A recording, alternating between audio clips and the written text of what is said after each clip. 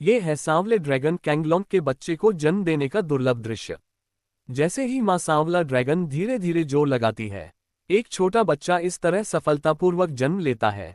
लेकिन जन्म लेते ही उस छोटे जीव को तुरंत पानी की सतह पर तैरकर ज्यादा ऑक्सीजन वाला हवा का पहला सांस लेना पड़ता है। इसके बाद ही वह अपनी मां के पास लौट सकता है। मगर जन्म के तुरंत बाद ही उस पर खतरा मंडराने लगता है, क्योंकि मां सांवला ड्रैगन अभी भी प्रसव में व्यस्त थी और उसके शरीर से बहते खून की गंध ने अन्य शिकारी जीवों को अपनी ओर खींच लिया था। ये थे प्राचीन शौकों का एक झुंड। हालांकि ये शौकें एक वयस्क सांवले ड्रैगन से नहीं लड़ सकती, लेकिन वे जोखिम उठाकर नवजात बच्चों को शिकार बना सकती थीं। दो छोटे बच्चे जन्म के 2 मिनट के भीतर ही शौकों का भोजन बन गए।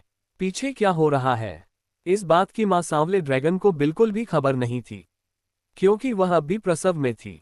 उसे यह नहीं पता था कि शौकों का झुंड खून की गंध के सहारे उसके पीछे पीछे पहुंच रहा है।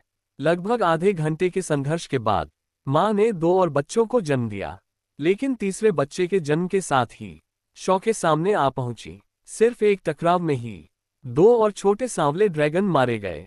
अब बस एक ही बच्चा बचा था, जो होश में आते ही तेजी से समुद्र के नीचे मूंगे की चट्टानों के बीच छिप गया। वहां की उलझी हुई चट्टानें उसे शौकों से बचाने में सफल रहीं। वह छोटा बच्चा जोर जोर से चिल्लाने लगा। मां ने जब यह आवाज सुनी तो तुरंत पीछे मुड़ी और देखा कि उसके लगभग सारे बच्चे मारे जा चुके हैं। ये दृश्य देखकर उसकी आंखों में क्रोध की आग भड़क उठी। समुद्र की शासक कही जाने वाली इस विशाल शिकारी के लिए क्रोध का परिणाम बेहद भयानक होता है। सिर्फ एक तेज झपट्टा मारकर उसने एक शार्क का पेट चीर दिया। हालांकि उनका शरीर शार्क से बड़ा होता है, फिर भी पानी में उनकी गति कहीं ज्यादा होती है। सिर्फ 2.5 मिनट में ही सारी शौकें या तो मारी गईं या भाग खड़ी हुईं।